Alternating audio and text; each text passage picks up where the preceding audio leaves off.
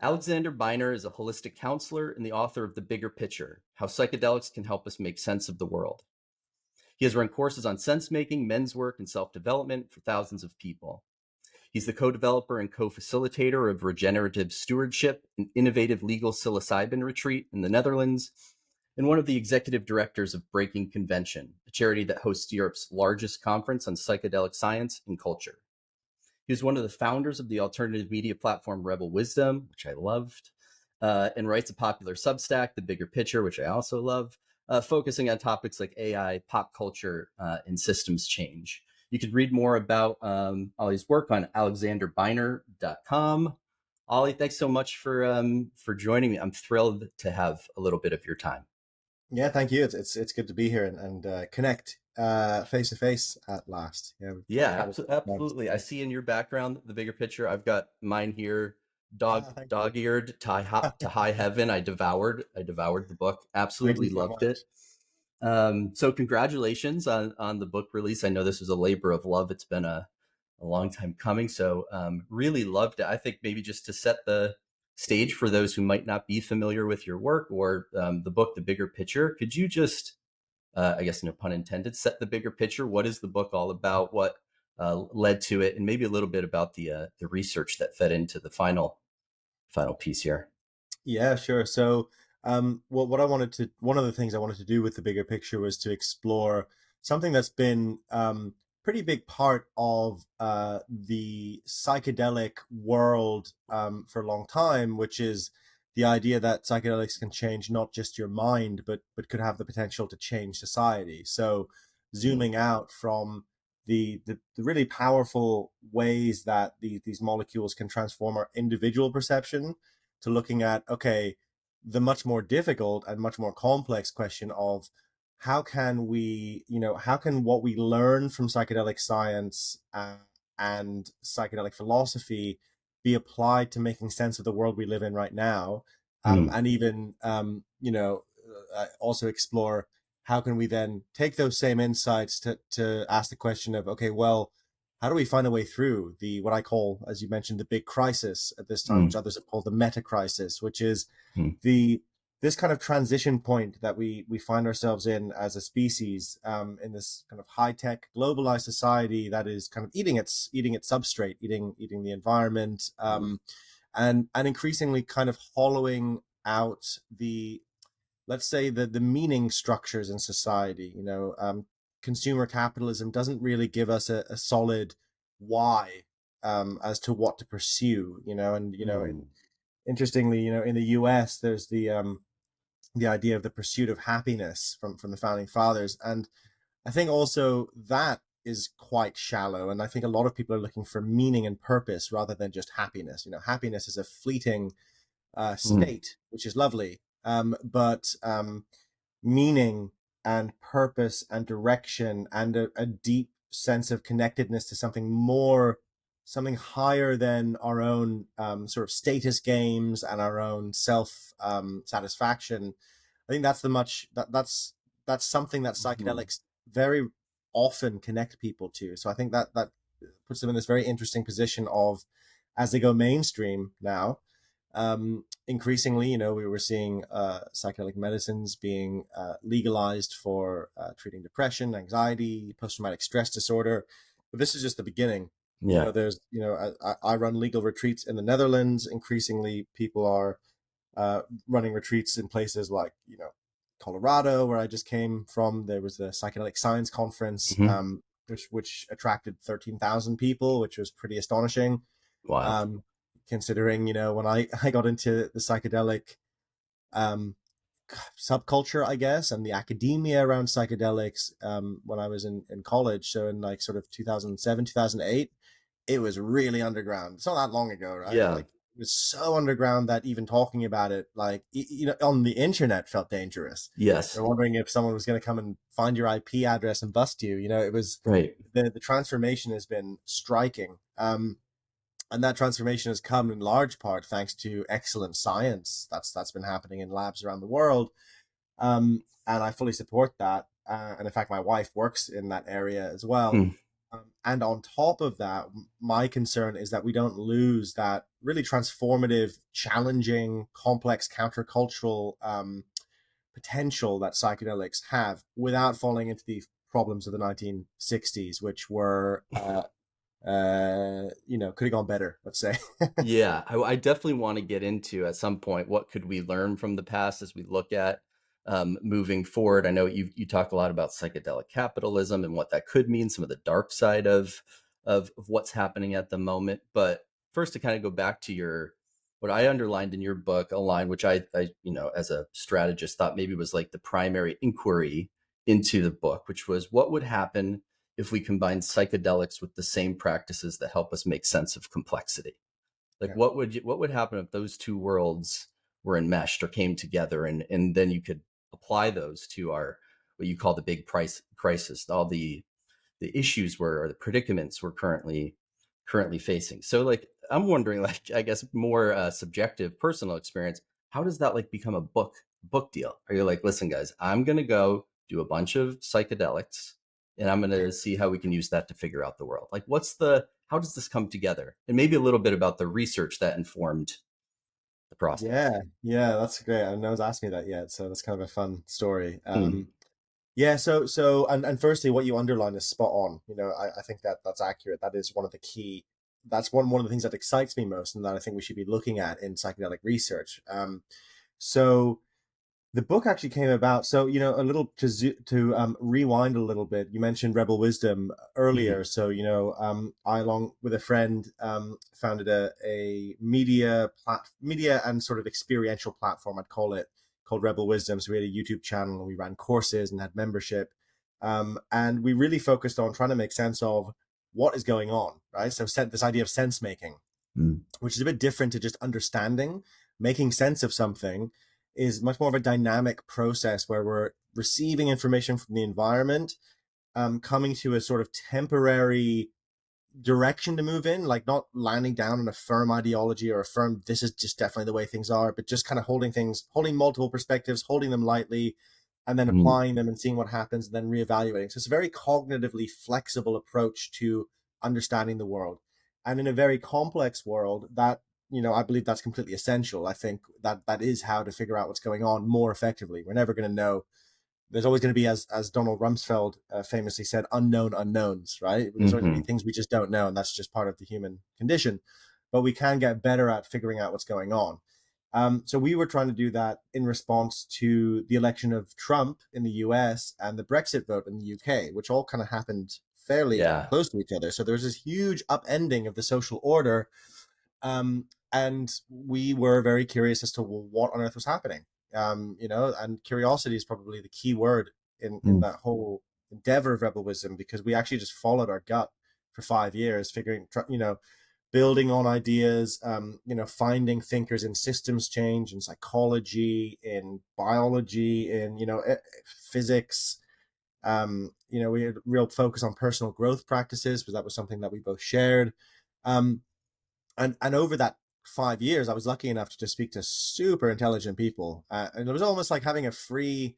I find this as like a free PhD Yeah. in sort of Yeah. sense making, which was great, and I learned a tremendous amount. So what I wanted to do with the bigger picture is try and combine some of what I've experienced and learned through that process, with my other love, which is psychedelic science and culture, Hmm. because no one had done that yet. And so the way the book actually, and then the other thing that was going on at a couple of years ago or so, or 18 months, I'd signed up to this clinical trial, so for healthy volunteers at Imperial College, investigating the effects of intravenous dimethyltryptamine, so DMT, is also known as. Hmm. DMT is I would say the most powerful, well, one of the most powerful psychedelics, certainly the most powerful tryptamine, which is a class of psychedelics. So it's in the same family as LSD and psilocybin, which is the active ingredient in magic mushrooms.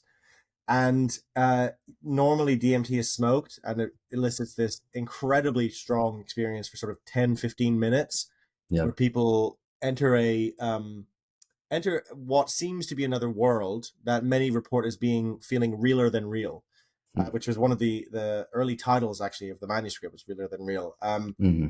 And encountering these seemingly intelligent beings that populate this space. And some of them are friendly, some of them are curious, some of them are helpful, some of them are, occasionally malevolent or just indifferent. So Mm. fascinating from any which way you spin it, from a cognitive science standpoint, from a philosophical standpoint, metaphysical. It's like, what the hell is going on? What is this? That's the kind of question. So I was on the trial, and I was actually in the dose finding section of the trial. So that was 5 dosings. One was a placebo dosing, which is Bummer. very obvious, Uh, and a bummer. yeah. Because I've been preparing for months, and it was the first dose I had. But You're the like, rest here, were, here we go. Here we go. yeah, This is I gonna be was it. pumped. Yeah. I was Yeah. so pumped. Yeah, and Okay. like Yeah. my wife dropped me off at the hospital where they do it, and I've been training and prepping. I was working with Trish Blaine, who was Yep. a kind of facilitator and coach who I worked with regularly to train how to navigate different states. And I had stopped drinking alcohol, and I was exercising, and I was like doing like an astronaut training regime to go into Yeah. hyperspace. So the placebo was disappointing, but then the rest of them were not disappointing, and I talk about them in the book. But so I was actually approached by Hay House, who's my publisher, to write a book about psychedelics. And I thought, well, how about a book that combines this like kind of subjective experiences, but is actually much more of a kind of big picture book about what's going on, and Mm. why this, why now, why is it important that psychedelics are going mainstream now, and what are the potentials and what are the pitfalls. So it kind of evolved from there. The end, I think the book is probably about 75% or maybe even 80%, the kind of bigger sociological exploration, Hmm. drawing a lot of research. And then the rest of it, my own subjective experiences to kind of have a narrative thread running through it. And then take some of what I learned and say, and use it as a kind of inquiry to ask questions of like, okay, how does this apply to what's going on collectively, or is there anything we can take from these states? And I think there is an awful lot actually that we can. So that's the in a Yeah. nutshell, that's the picture. And I think what's, like you mentioned often in the book, the importance of approaching this with I think the orientation being a wary caution. A Mm, wary caution is important when it comes to these things. But I want to balance that with like the wild curiosity that I have around.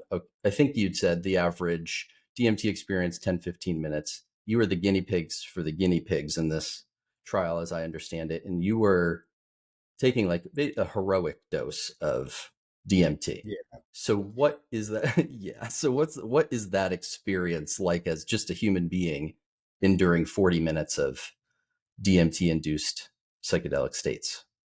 Yeah. So, well, it's intense, as one might imagine.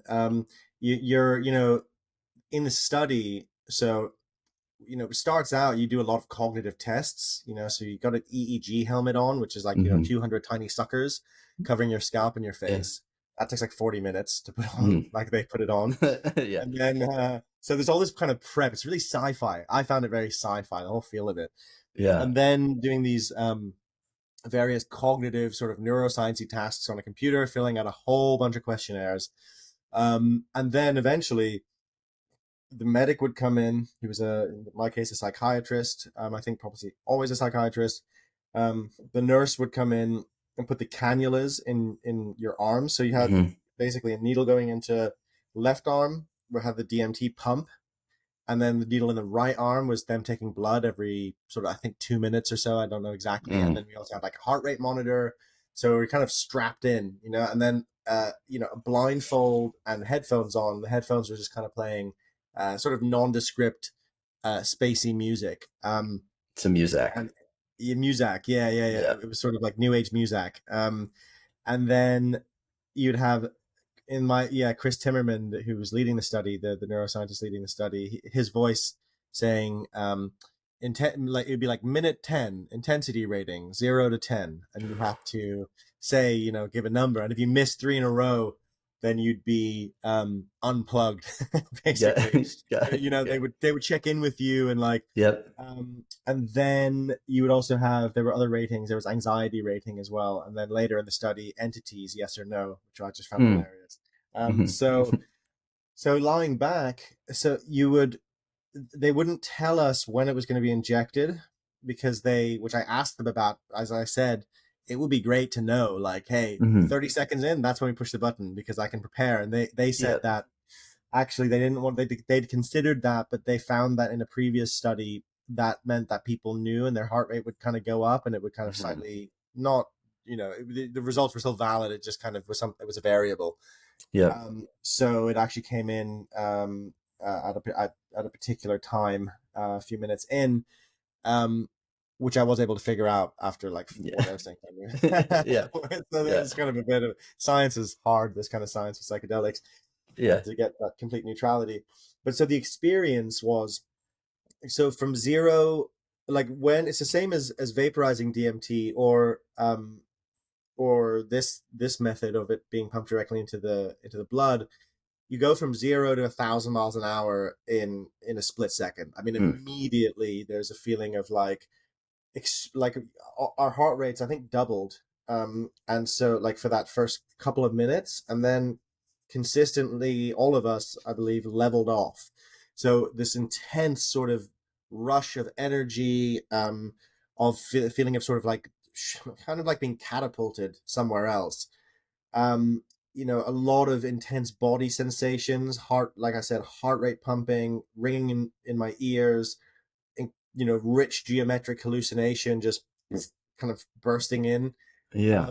And then I would always find myself, and this is a fairly common DMT experience, I would always find myself in this sort of initial like holding area. So you have in your mind's eye, I mean it's kind of difficult to explain, but imagine like it's not like dreaming at all really. Mm. But it's like being, I mean it's like being in a different dimension, it's like being in a different place.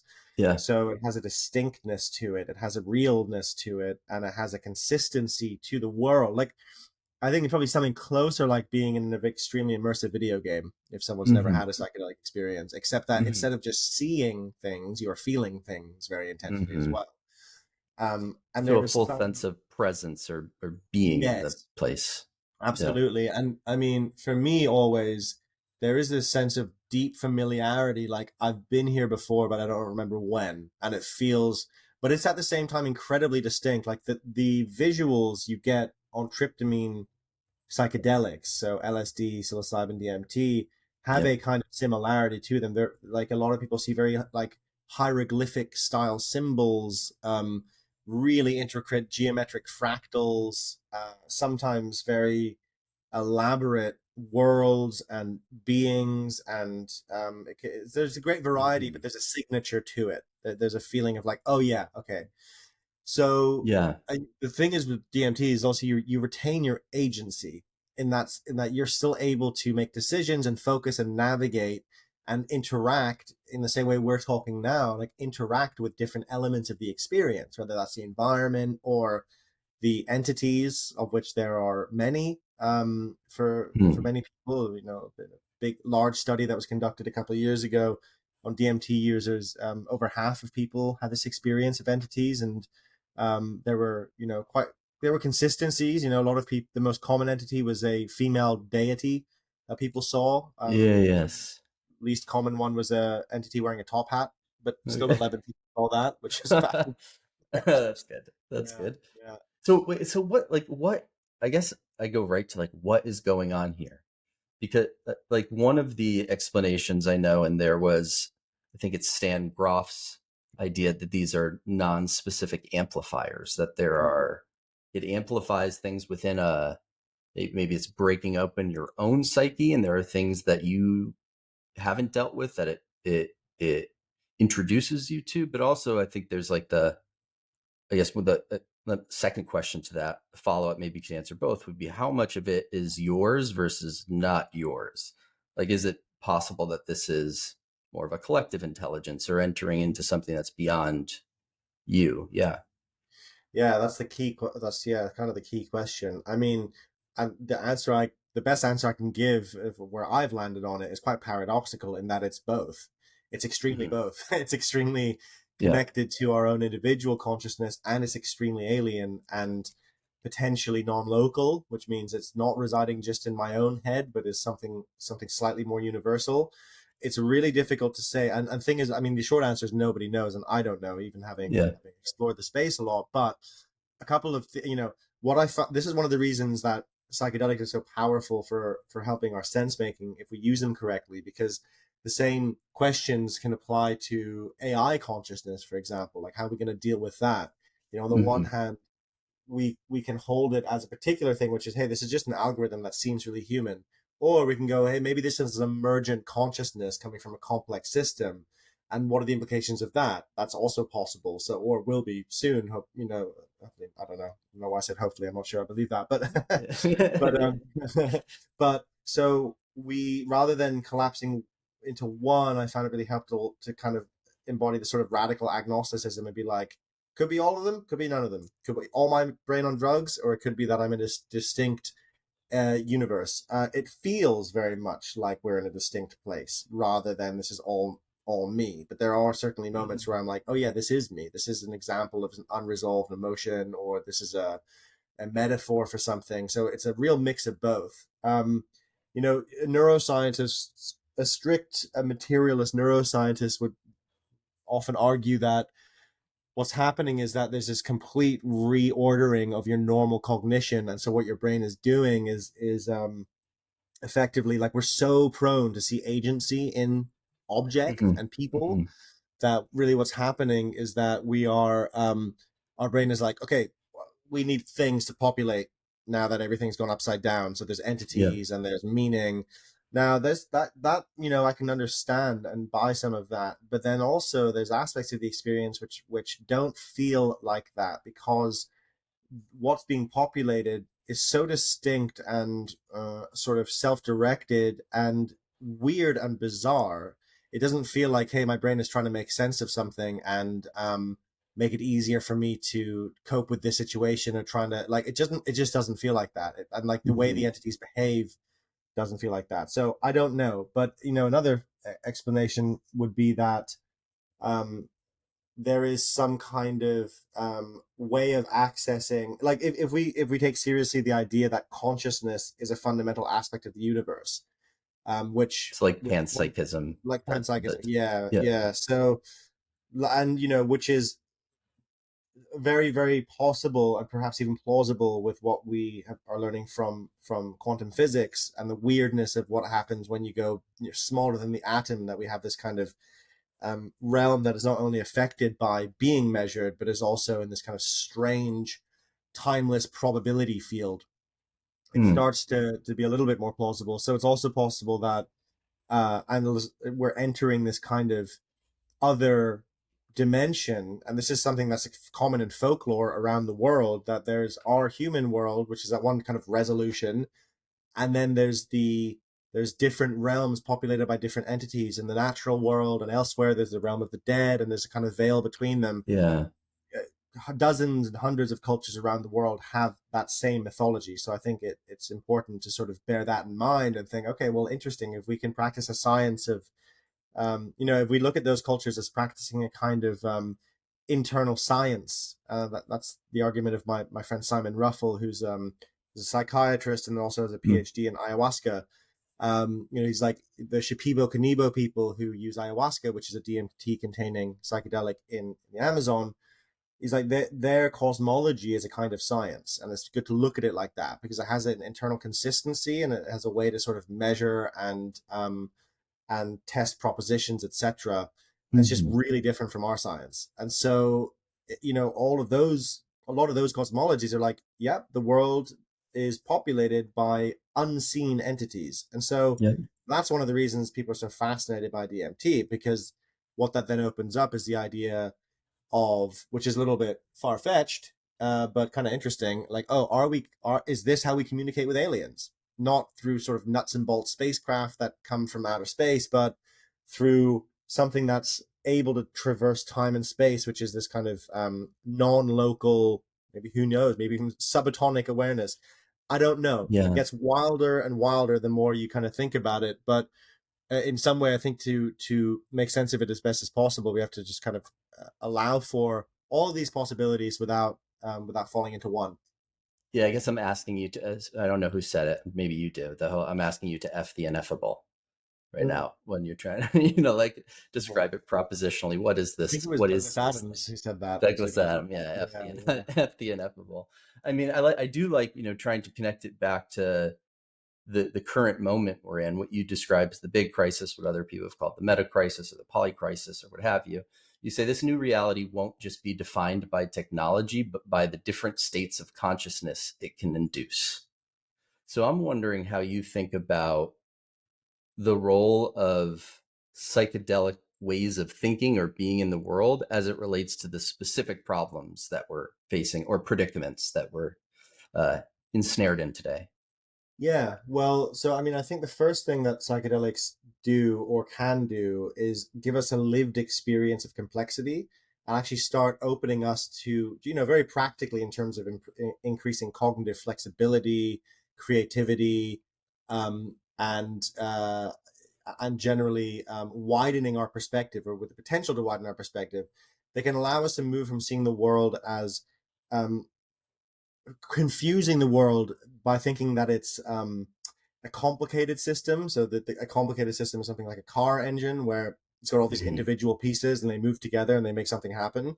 A complex system is like your body or an ant colony or a beehive or even a city where you have many individual parts that interact with each other and create something that's more than the sum of its parts, that has a kind of adaptive intelligence to it. Like, when you go to the store in a city, and you buy a loaf of bread, there wasn't like one person who was like, okay, that store needs 5 more loaves of bread today.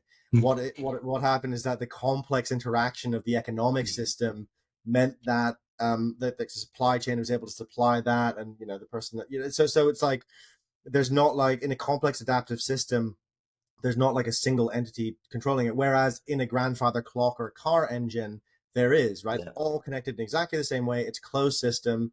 And what we often do when we're trying to tackle problems like climate change or trying to like regulate artificial intelligence is or governments and policymakers very often, Mm-hmm. and a lot of institutions, they think the world is complicated, and so they try and enact complicated solutions. And so usually in a complicated system like an engine, you go, okay, well, this isn't working. We don't want this to happen, so we're going to go in and tinker with this. We're going to have this policy, that this, and that this is Mm-hmm. going to do this, and we're going to use an economic model that assumes that everyone's a rational actor who's after their self-interest, and then that'll fix it. But of course, the world is getting more and more complex, and increasingly Mm-hmm. those solutions just do not work. And so then we have all these multiple overlapping crises that we don't know how to handle or deal with. Climate change being one, Mm-hmm. the potential of runaway artificial intelligence being another, even just the way that social media has completely negatively impacted democracy itself. So we have all of these Yeah. problems, and part of what psychedelics could help us to do is to start figuring out proper complex solutions to them because of the way that psychedelics help us to think. Psychedelics are, in my view, like they open us up to the actual complexity of the universe. We actually feel it, we see it, we're able to perceive it, the complexity of our own emotional landscape, of what we're Mm-hmm. feeling, of the world around us. And they've been described as ecodelics, which means that they connect us deeply to our environment. And so that means that we Yeah. actually see the way the different pieces are interacting, and um, yeah, and it's a kind of there's kind of a psychedelic way of seeing the world in that particular state that I think we would do well to apply to these more practical problems. Yeah, there's three that, like, as I was going through it, I kind of narrowed it down to three areas that seemed most, at least, intriguing to me. One was, I would love to talk about these, we can touch on each in different ways, but one being that you talk about this idea of the age of breach and how the internet is erupt, all in some sense an altered reality state already, and how you can apply that psychedelic lens to help us relate to our online lives differently. So I'd love to talk a little bit about that, maybe that flipping, blending, grounding, twisting, I think, where these Mhm. different moves you talked about, kind of learning from the psychedelic state. So I'd love to talk about that, but also the ecological crisis and some of the social stuff. So maybe if you could talk like the age of breach, what you mean by that, and I'd love for you to just kind of like walk through that flipping, Yeah, blending, sure. grounding, twisting. So the age of breach is a theory I developed actually a couple of years ago, through while we were doing Rebel Wisdom, to just because I felt like when a lot of commentators were looking at phenomena like QAnon, for example, Yeah. or the GameStop saga, which is about to be made into a film. That was when a bunch of activist investors took on Wall Street, and it all happened on Reddit. Mm-hmm. What I think was going on, or partly what's going on, is that if we see the internet just as like a technology, we miss like the weirdness of it and the fact that it acts kind of like a collective unconscious. Yeah. So Carl Jung argued that our unconscious mind, but also our collective unconscious mind, is this kind of huge. It's much bigger than what we're consciously aware of, and it's sort of full of symbols and images and sort of emotional energy and creativity. And the internet's like that. It's Yeah. memes, it's symbols, it's like a realm where the normal rules of real life don't apply. You can get into these deep mythic belief systems like QAnon, right, where you think you're saving the world, or you can feel this like deep connection with people from around the world as you kind of take on Wall Street and Yeah. stick it to them. And so all of these, my theory with the Age of Breach is that what's happening online is that it's the place where our new religions are now forming. But they look really different to what religions looked like when they were forming 2 or 3 thousand years ago. And so what's happening is that they're forming quite quickly with a lot of psychic energy, and then they're erupting into the world. And Mm-hmm. when they erupt, they have this powerful impact in the real world, but they don't quite last, like January 6th, Right. it's across the political spectrum. It was January 6th, but also with the murder of George Floyd, there was this kind of eruption of this sort of pent up energy, which then got a lot of people thinking about racial inequality in new ways, and it kind of got into HR rooms, and it got into corporations in a different way. Yeah. Similarly, January 6th was this huge wake up call, shock to the political and system in the US. And the GameStop saga was fascinating because it was suddenly like, oh wow, this something that starts like online, it churns away, and then it erupts, and now suddenly the Wall Street Journal's talking about it, and hedge fund managers are freaking out, and it's like, The it's Reddit it's effect. the Yeah. Reddit effect, yeah, it's having a real effect on your world.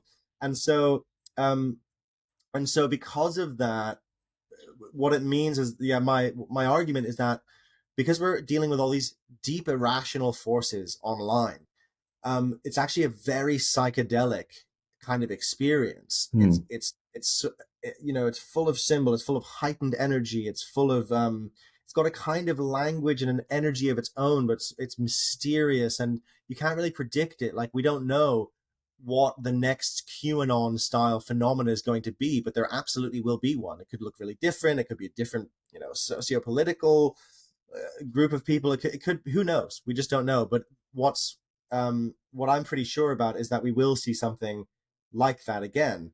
And that means we need to figure out ways to make sense of it a lot more, with a much broader view that can encompass the weirdness of it and the Hmm. irrational forces and the deep, deep psychology and need that's powering it.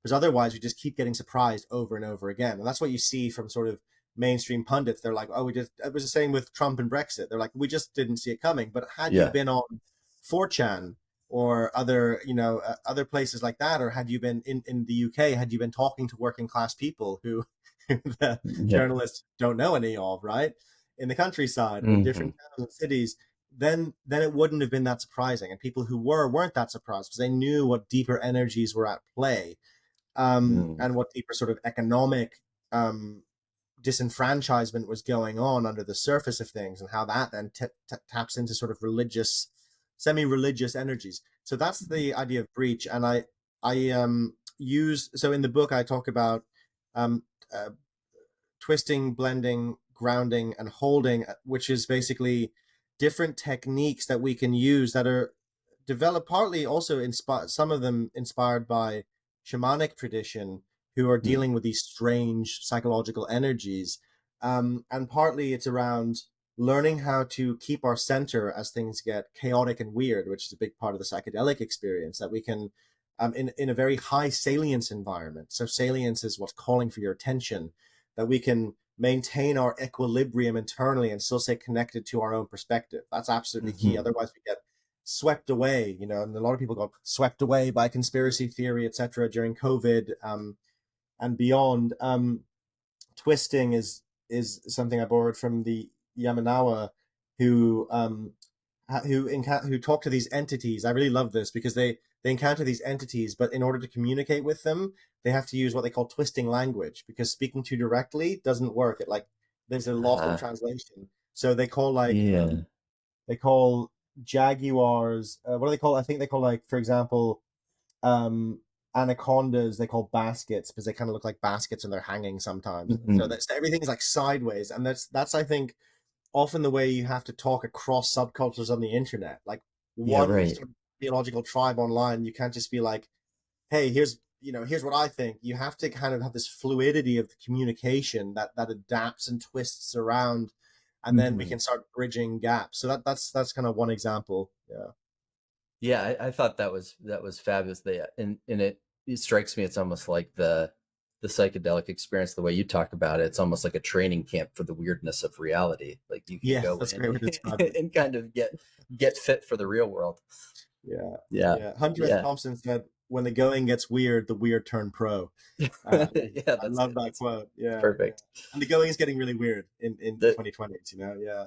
It sure is. The another aspect you hit on is the ecological crisis. Actually, I just spoke to a ecological economist, so we spent quite a bit of time talking about the ecological crisis. And one of the bits of research you pulled in was, I think it was from Johns Hopkins, where they found animistic tendencies increasing post psychedelic experience. So you'd said, like, believing there was a lively or animal or living quality to insects, fungi, plants, objects. So talk a little bit about, like, what's happening there. And maybe my thought was, like, if that's the effect of these experiences, could that potentially help induce a different relation to our natural world and the ways in which we view ourselves within it?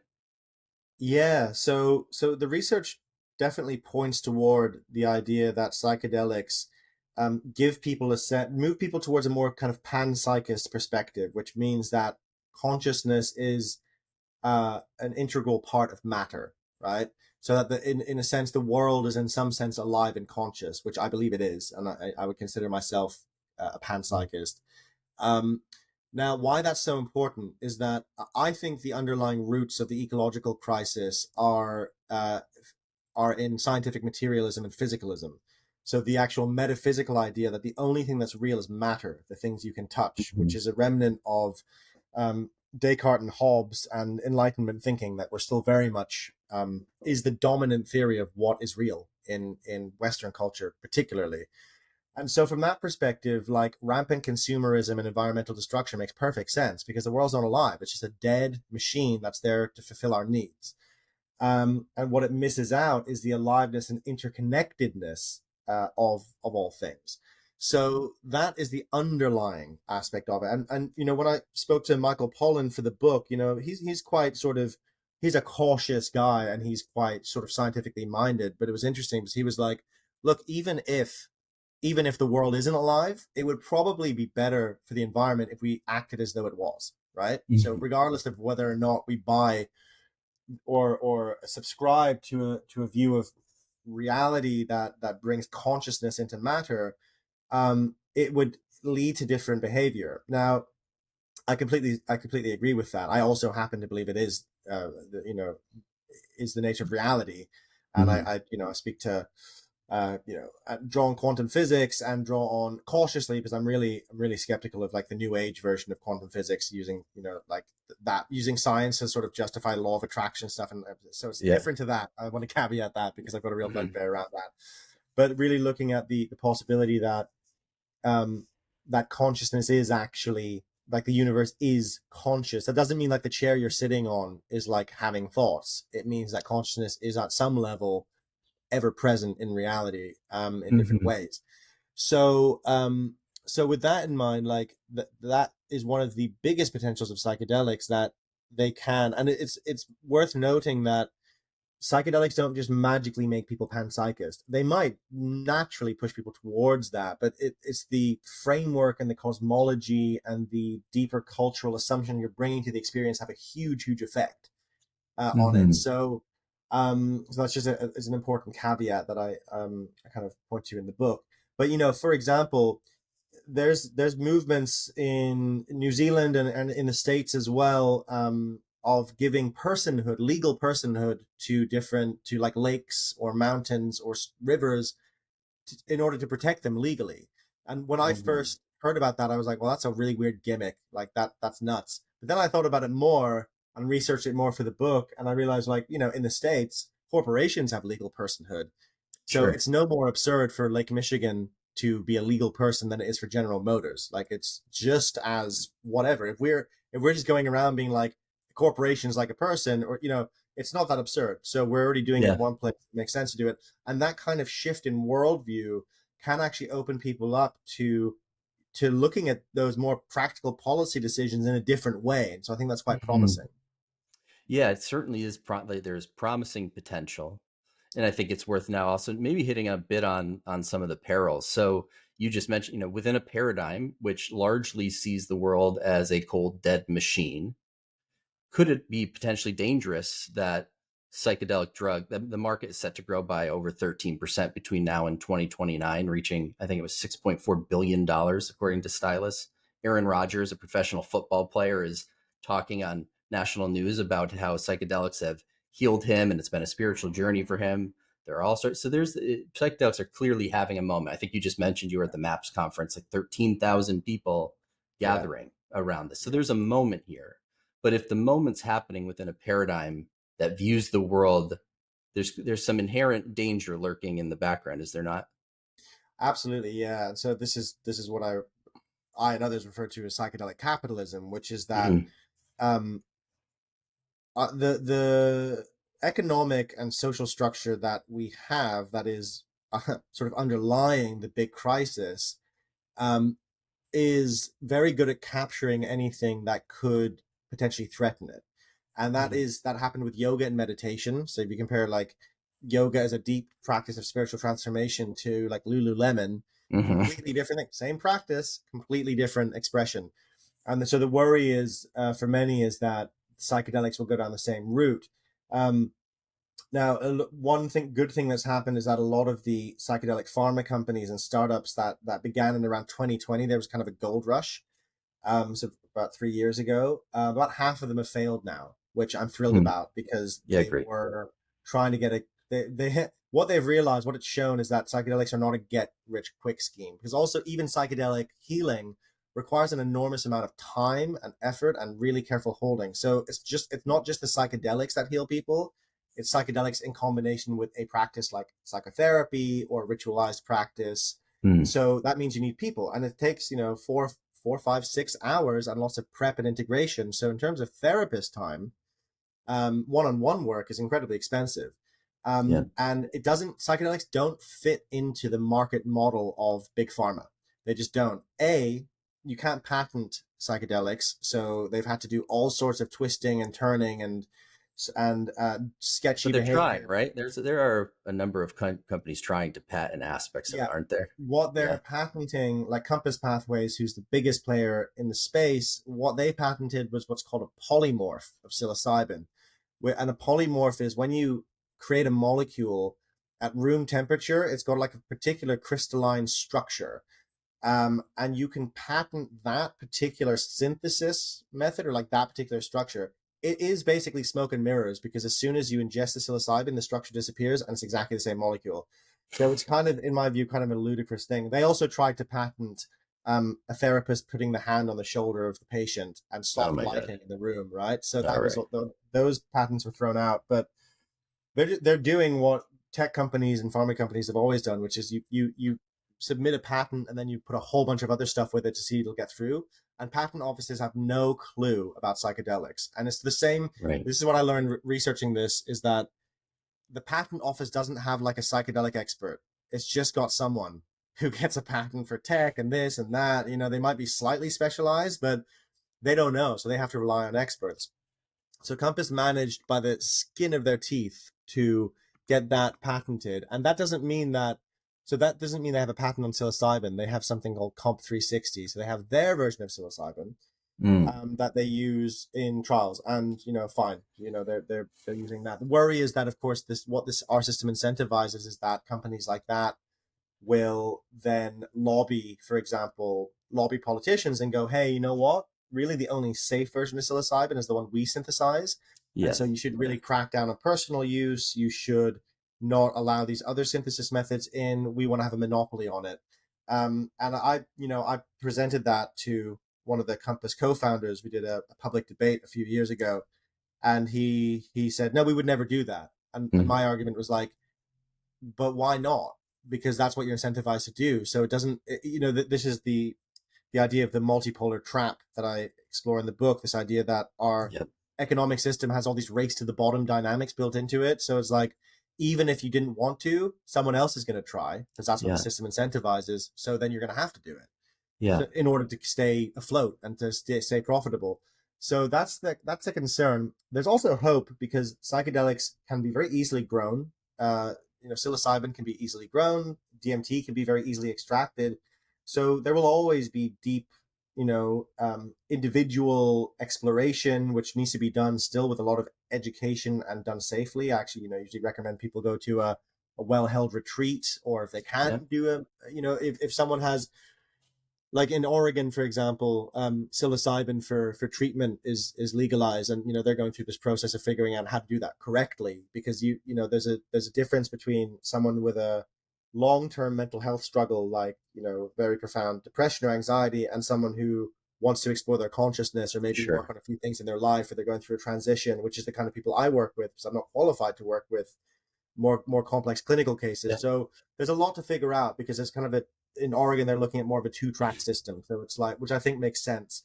But Yep. it's a gold rush. It's a gold rush, and in every gold rush there's good actors, bad actors, and chaos.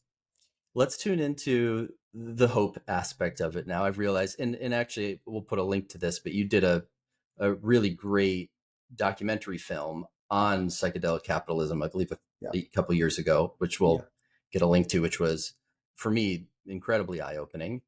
I do want to, turn to now a little bit of like your vision of what does a healthy psychedelic ecosystem look like? What are the aspects of that that we should be thinking about or working towards? yeah. So I think what I would love to see is that there's lots that is it's a healthy ecosystem, in the sense that there's lots of different ways people can access psychedelics, and they each have their own niche. They're each for different people. So I mentioned the clinical side is so important, because this is the area my wife works in.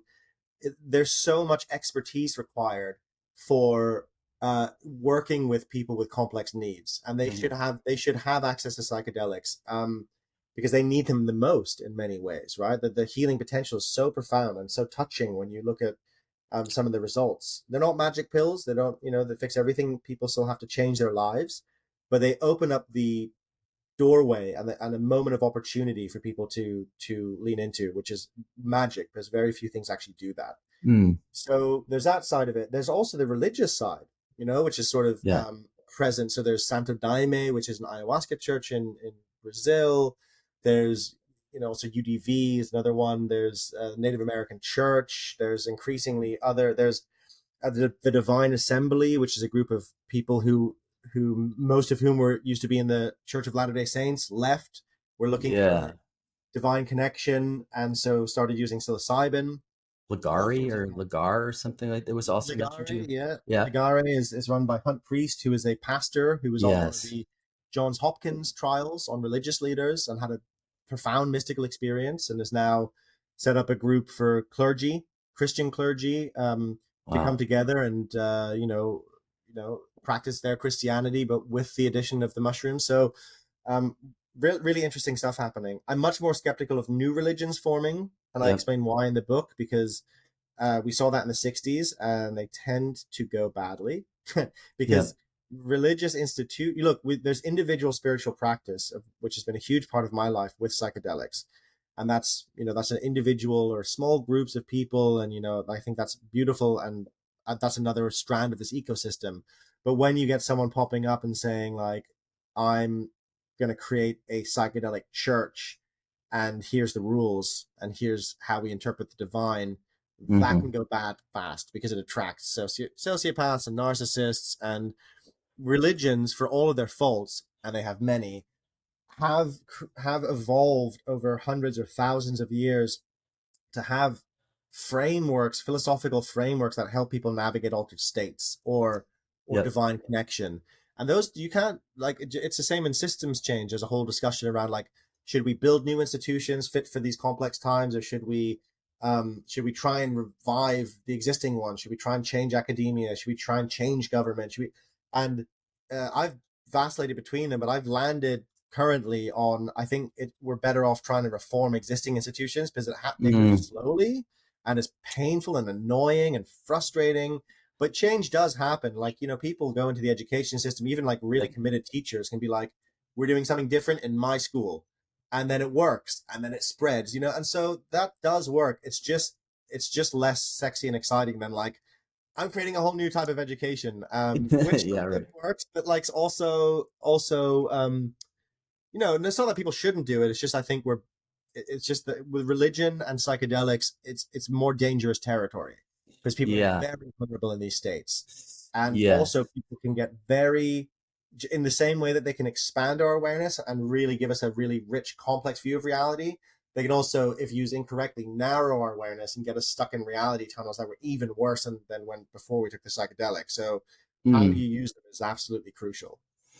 And so that like whether it's a religious setting or within psychotherapy, I think earlier you talked about like you were like preparing for like a moon launch, like a NASA astronaut. And as I was picturing, I was almost thinking like this is less like a shooting the Voyager out into space and being like, see you later, never come back, and more like what SpaceX does with their rockets, where you're guiding it back down to the ground, and a bit more of a thoughtful approach of how you come back down to Earth.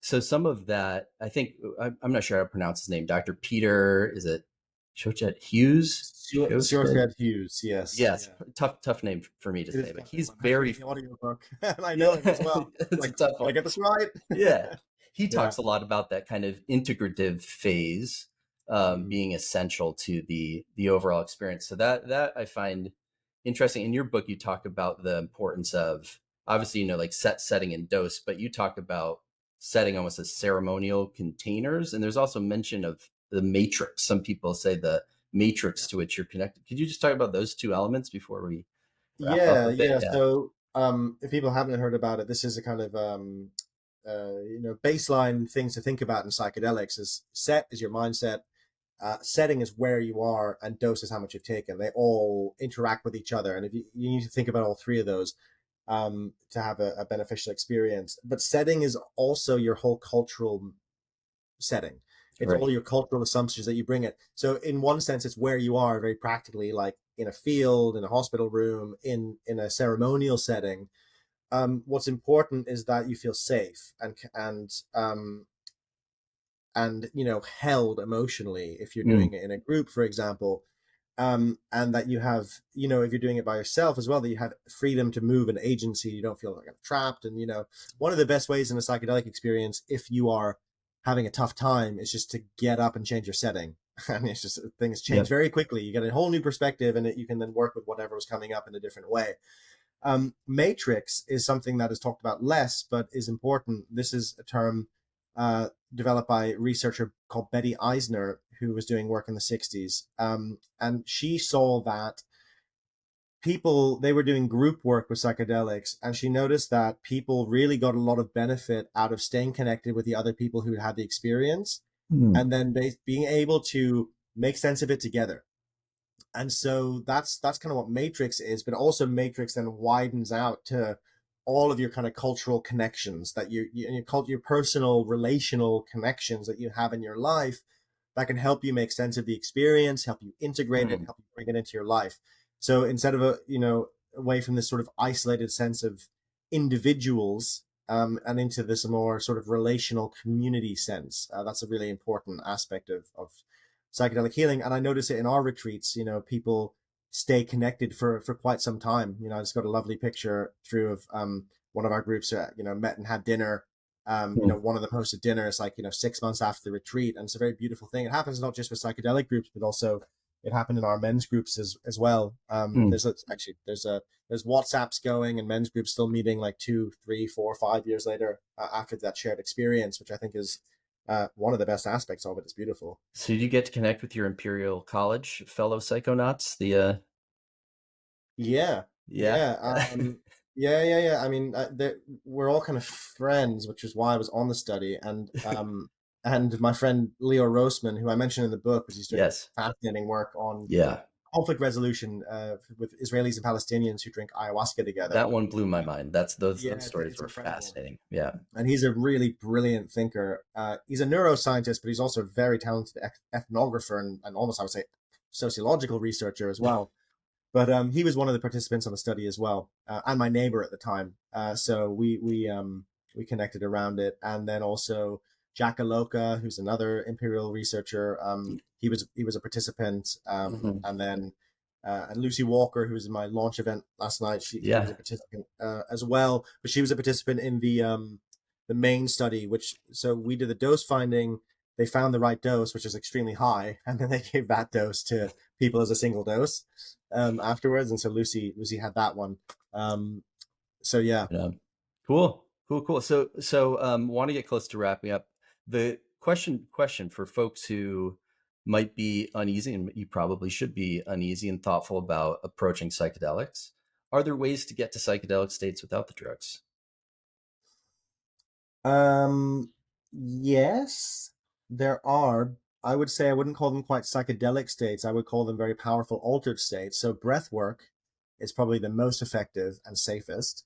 Yep. And Stanislav Grof, very famous psychedelic researcher, he didn't create breath work, but he created holotropic breath work, which was his response to LSD being made illegal. So he was like, hey, we need something else. So breath work is, lying down often and doing deep continuous breathing, and it is phenomenally powerful. Some of my deepest experiences have come through breath work, and some of my most healing experiences have come through breath work as well. Hmm. Breath work, I mean, traditionally, this is going to sound counterintuitive for a lot of people, but psychedelics are the safer and more reliable way to access powerful altered states than a lot of the other methods that have been employed by people for the last few thousand years. So, a lot of some groups have used extreme physical duress to enter an altered state, like trance dancing, like the San people of Botswana and the Hmm. Kalahari. They use trance dancing, which they've been doing for thousands and thousands of years and still do. I was actually lucky enough to see one and be part of one Wow. point.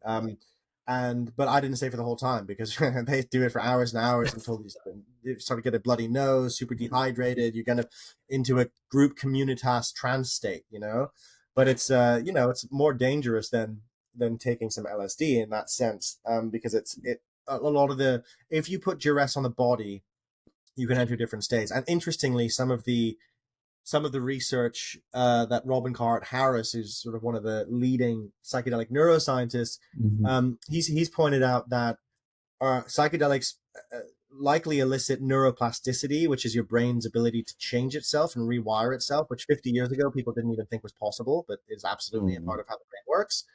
Thank God. Otherwise, Yeah. we'll be stuck and not able to learn new things properly. But so it's psychedelics and elicit neuroplasticity, but so does pressure on the organism. So Yeah. does duress. So like when you're up against it and you have pressure on you, your brain's like, it might be that your brain's like, oh crap, we've got to Yes. sort something out. We've got to figure out what's going on, start changing things because the current way we're doing things isn't working. Mm. So, that I don't, I'm sure maybe someone's done research on this, but I think probably those intense states like hanging from hooks is another one. Sure. Um, or incubation, which is a kind of death meditation where you go into a cave and just lie down and don't move, and people Yeah, I'm bring all you set. food and water. So I'm all there set are with these that one. different states. Yeah. There's lots of different ways you can do it. But I would say that these are not necessarily, they're psychedelic in the sense that psychedelic means mind manifesting. So you see your mind Mhm. and go Mhm. to a different level of consciousness, but they're not the same. There's this kind of trope in sort of different spiritual and new age circles of like, oh, everything is is a different route to the same place, which I don't remotely think is true. I think these are different mystical experiences, different altered states. They each have different information. They each have different rules. They're very, very different. And so the psychedelics and DMT in particular elicit a very distinct altered state, and there's no getting to that altered state without ingesting the drug. It's a drug state. So it's a yes and really. Yeah. Got it. Okay. Well, building on your idea of neuroplasticity and learning new things, a few final questions just to wrap things up here, Ollie. What's on the edge of your thinking now? You've just spent a bunch of time doing this work. You've written a book. I'm sure you're mostly thinking about promoting your book and having interviews and all that. But are there any new ideas or things that you're kind of like chewing on the side that's pushing your thinking right now? Yeah, definitely. So two. One is artificial intelligence and how we, and it's particularly like the sociology around it and how we psychologically deal with this new this new force in society, which may well be as impactful as the Industrial Revolution. Yeah. So I'm fascinated by that. And then the other thing I'm really fascinated by at the moment is Peter Turchin has just released a new book. Peter Turchin is a historian, but he uses big data to look at history. It's called Cleodynamics. It's called End Times, and I've been interested in Turchin's work for a while. And his whole, I'm very interested in the culture wars. I'm very interested in sociology. And it's a fascinating book, and I'm writing a piece, right now about looking at the tensions and the polarization in culture. And his take is that it's caused by what he calls elite overproduction, which he and his team have gone back through history and looked at when empires and societies become destabilized. And his argument is that it's always because there's too many elites for not enough spots. For example, too many people with university degrees, not enough jobs for them. It's pretty convincing. And so I'm really interested in this kind of systems level. I don't think it explains everything, but I think I'm fascinated by this kind of systems level view of what seems like very personal, ugly culture wars, which they are. But when we zoom out and go, okay, what are some of the bigger systemic forces at play? So I'm currently exploring that and trying to figure out, okay, well, how do we get out of that? Like, how do we, what are some ways we can kind of move through in a different way? So, yeah. Wow. Okay. Well, you've given me a whole bunch of stuff to now research and read, and I'll be looking Yeah, for if you that. like it, check it out. I'll be looking for that article. Yeah, his book is End Times that just came out. Yeah. I'm interested. I'm interested. Next one. If you were to say the roles were reversed and you could be other minding with someone else, I realize you had, years of rebel wisdom. So you've spoken to lots of people who are super fascinating. But is there someone out there right now, if you could pick some person to pick their brain and other mind with, who would it be? Ooh, good question. Who would it be? I've been so immersed in promoting my book, I haven't had really time to think about that. But I would say actually, it might actually be Peter Turchin, who I just mentioned, because I would love to just ask him a bunch of questions about that. I'd also love to connect with Charles Eisenstein, who I mentioned in the book, who's written very well about ecology, just because I'm curious. Always curious, when I read a book that impacts me, to think of like, what's the author thinking now, like say a few years later, and like how's their thinking changed. So yeah, both of them, and then they're very different people. I'd actually be pretty cool to get them both in a room together and see what happens. Yeah. I love that idea. Last one for you, simple. Where can people find you if they want to learn more? Yeah, so my website, alexanderbeiner.com, I have all the links to everything, and including where to buy the book and reviews. And also, I write regularly on Substack, which is my Substack's also called The Bigger Picture. And that's just beiner.substack.com, beiner.substack.com. And I try and put out a feature piece once a month at least, and then I have shorter pieces. I find it really difficult to write something short and snappy. They always go quite in depth. That's kind of my thing. Yeah. Well, I would highly recommend the book and the Substack and all the stuff that you're up to. I've really loved our conversation. I've learned quite a few new things just in dialoguing with you, and appreciate the time, the effort, the research that you're doing. And thanks, Ollie. Yeah, thanks, Brendan. This was a real pleasure. I'm so glad we had a chance to do this. Same. Thanks, Same. Thank you.